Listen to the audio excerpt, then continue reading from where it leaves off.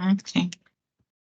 We will continue with the training for the skilled clinicians for RNs and LPNs in terms of proper skill documentations by the clinicians.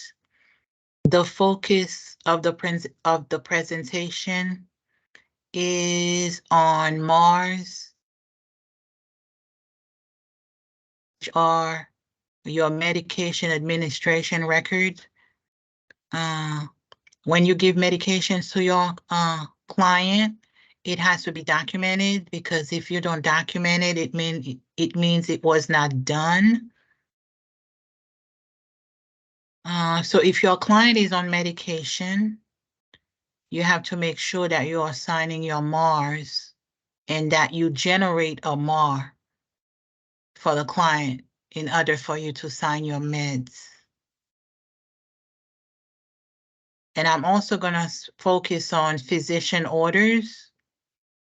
If you get a physician orders, where do you click for you to write your physician order?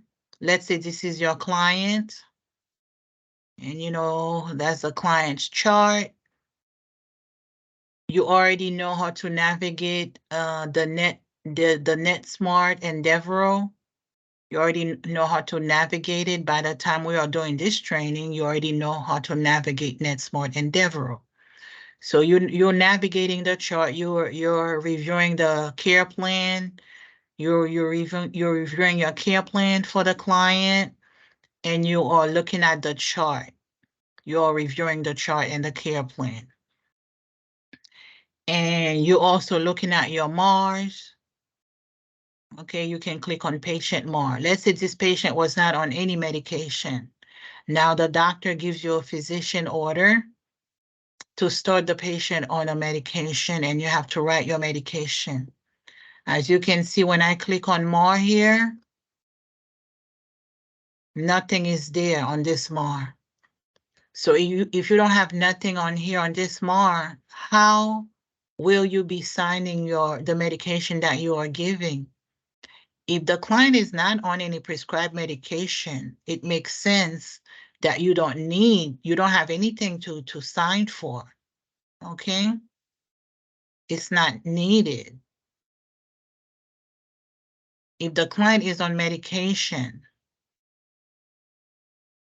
it has to be properly documented that you are giving the medication and you are following the physician's order, and you are giving the medication in a timely manner as prescribed by the physician. When I click on this, I don't see any medication on here because this client was not on any medications. There was no prescriptions. We are not giving medication. Now we have a physician order to start a particular medication. So now we are writing the physician's order. In order to write the physician orders, while you are navigating the chart, you have to look at the forms that are there on the chart that you can populate. There are different forms on the chart that you can populate. If you have to populate your skill visit note, you know you have to click on here for your skill visit note. It's the same way if you have to populate a physician order, you have to populate it from your forms that are provided to you on NetSmart and Devereaux. Okay? As you are navigating the chart and you are reviewing your care plan and physician's orders, if any, from the last shift or the last SN visits. So just like you would normally populate your visit note, your SN note here is the same way you will use the same forms under the same criteria here, where it says office forms. That's where you populate any of the forms that are provided to you as the necessary tools in order for you to get your work done and meet the needs and the goals for your client. okay, in order for your clients to make progress. So let's say you have a new physician order. You're gonna click on physician order just like you would do to populate your SN note. And then you will fill the details, the client's information in here. The physician who gives you the order, you will click on physician name. In this drop box here, you'll click on physician name. Find the name of your physician if possible. Okay, find the name of the physician phone number. Normally, if you click on it, what I noticed is that it would populate it for you. It should populate it for you. If not, you have to do it yourself. Okay. See, like I click on this here and it populate a fax number. However, it did not populate for me the physician's phone number or the physician NPI number. Okay. And once you click on anything on here, it should be able to populate everything for you under the physician's name. For some reason, it's not doing that right now. Okay. It should populate everything for you pertaining to the physician. The same way it populated the fax number, it should have populated the phone number, the physician NPI number, because every physician has an NPI number. Okay. They have an NPI number. Okay. Just like we as RNs and LPN, we have license number. You have a license number. The physicians, what they have is an NPI number. RNs and LPNs have license numbers. Physicians have NPI numbers. It didn't populate the NPI number for this physician. I'm gonna click on another one and see if it will populate everything for you. Okay, let's click on another one. Okay. All right, I click on another one. And if you know the physician's phone number, you can probably try to write it in here. Let's see. Sometime you might be able to do it on yours because my computer setting is set for administration, management administration. That might be the reason why it's not populating it on this particular setting. My computer is set under administration management. Okay. What you would need to do is to click on the physician's name or the name of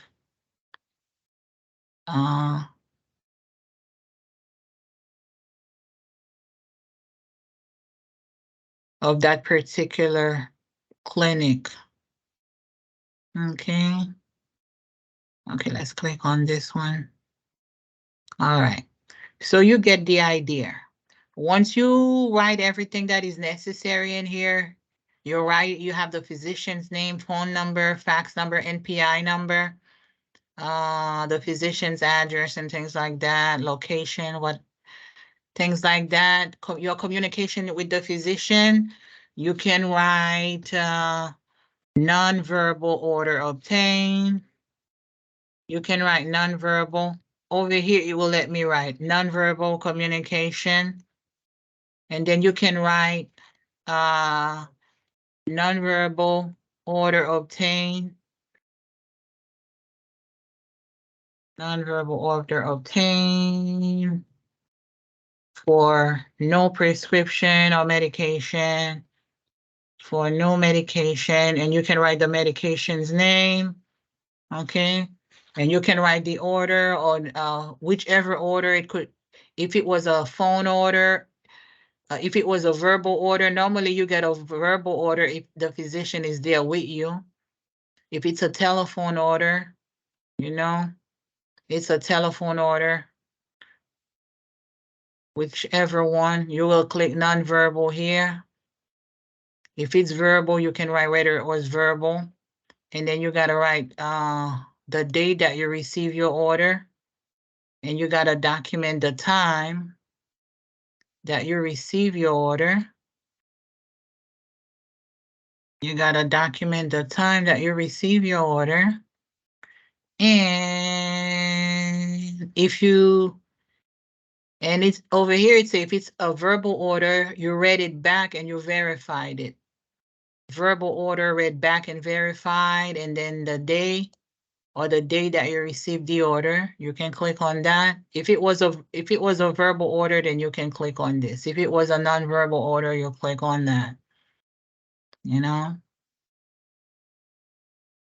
And then if it wasn't a verbal order, I wouldn't click on this. If it wasn't a verbal order, I can always type over here. None, after I write my medication name, I can write non-verbal order, okay? I can write non-verbal order because it doesn't give me the option to do that here. I can write it myself. Non-verbal order read back and verified, because it's always good for you to write that and verify. That's when the physician gave you the order and you read the order back to the physician to verify it, okay, in order to prevent errors. Okay, the physician gives you the order, even if it's a verbal or telephone order. If you're on the phone with the physician gives you an order over the phone.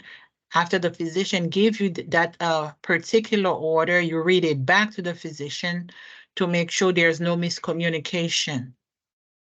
To make sure there's no miscommunication, that the order is understood, and for any clarification.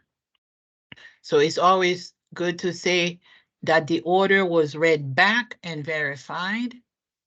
Okay, like you have it here. And then over here, you also click where it say orders. It gives you different things where it say orders here.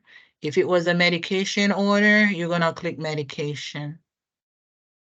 Okay, and when I click on this, it should say, update medication profile. However, because of my computer setting, the computer setting that I have right now, it doesn't, for some reason, something has to be done with it. Okay. I'm just kind of giving you a general idea how you do it. Yeah, because when I click on medication, it should say, update the medication chart. So I can write that. So this is what it's saying. Okay. And when I click OK on here, it doesn't do anything. So we'll leave that. At least you have a general idea how to generate and populate a physician order. And after you are done with it, you click Save. However, you have to click here on the drop box to specify what kind of order it is.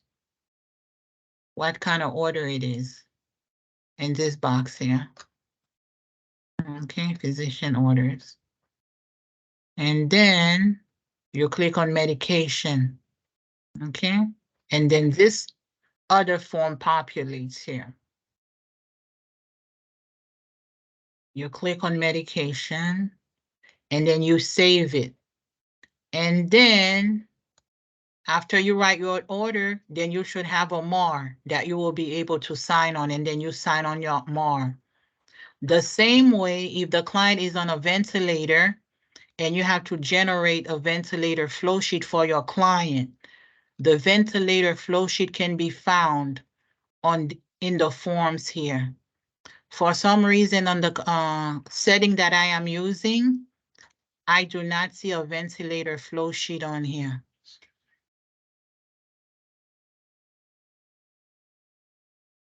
There's no ventilator flow sheet on here. The way that my computer is set, it's not showing me a ventilator flow sheet on here, just like you have an SN notes, how to generate your SN notes, how to generate and populate your physician orders. You should also have a ventilator flow sheet here, and all you have to do is click on it. If your client is on a ventilator, you would have to click on the form here. That's a ventilator flow sheet. If your client is not on a ventilator, your client is on a BiPAP, CPAP, or oxygen, there's also a flow sheet for that. That is not on here. It's not on here. In order for me to show it to you for right now, I will ask them to possibly add it on here. And when they add it on here, I can show it to you then. It's the same way, it's just a form that you are populating and you are filling out the form, just like your SN notes. You click on it, you populate that note, and you fill it out. You click on the physician order in order to populate that, and you fill it out. For ventilators, it's an invasive ventilator flow sheet. Invasive ventilator flow sheet. Then you will click on that. If the client is on a ventilator, you fill it out. If the client is on a BiPAP or CPAP or oxygen, it's a non-invasive.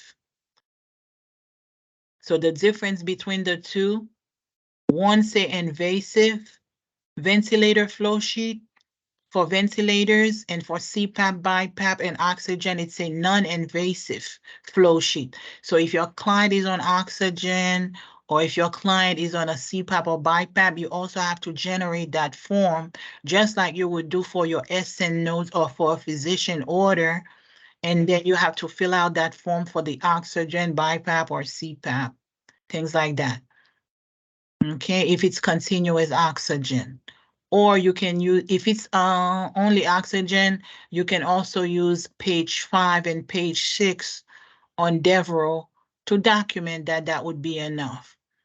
If it's a BiPAP or CPAP, most definitely you have to generate the non-invasive flow sheet in order to document your BiPAP and CPAP settings and things like that.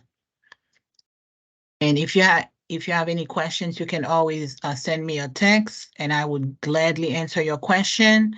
Let's say if your client traveled and have a doctor's appointment and you want to create a note, a separate note to write that, you can write that in as a care coordination note. Care coordination note. That's it. Okay, the client had a doctor's visit, things like that. You can write that with care by populating a care coordination note, or you can simply write it in your SN note on page 7. Okay. If you want to write an additional note though, you can create a care coordination note, and I'll click on that. This is the care coordination note. Okay.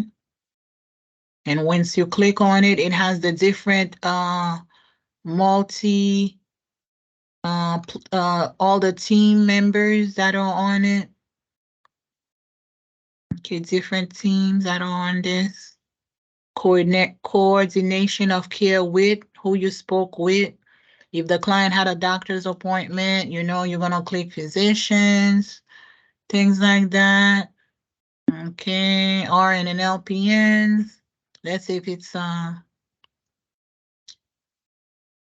let's say if you have to take a client with the family to the doctor, you can click on that. Whichever thing apply, you can click on it, and you can write the type of discussion that you had, what was discussed during the doctor's visit. Okay, what was discussed, what was recommended, if you have new orders, the physician's recommendation, what goals were met during that visit with the physician, what goals were met for the client.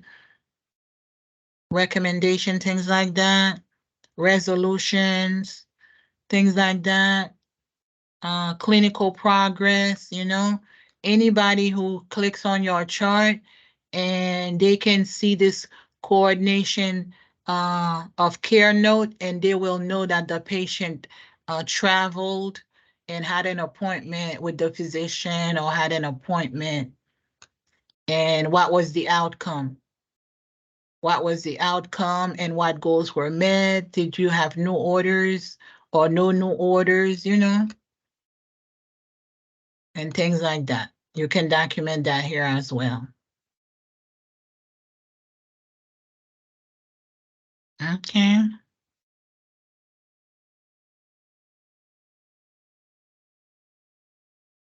And you can write other notes too. If you speak with anyone else, even if you didn't have a doctor's visit, you can communicate other things with other team members regarding the client.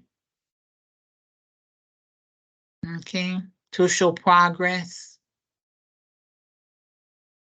in terms of the care plan and what we are doing for the client, how we are meeting the client's goals, and which progress that they have made. If you want to communicate with other, if it's needed. If it's not needed, then you don't have to do this.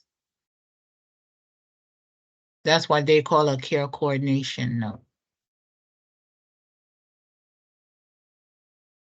However, the other forms that I wanted to show you on here, like the invasive and the non-invasive ventilator flow sheets, they are not on here.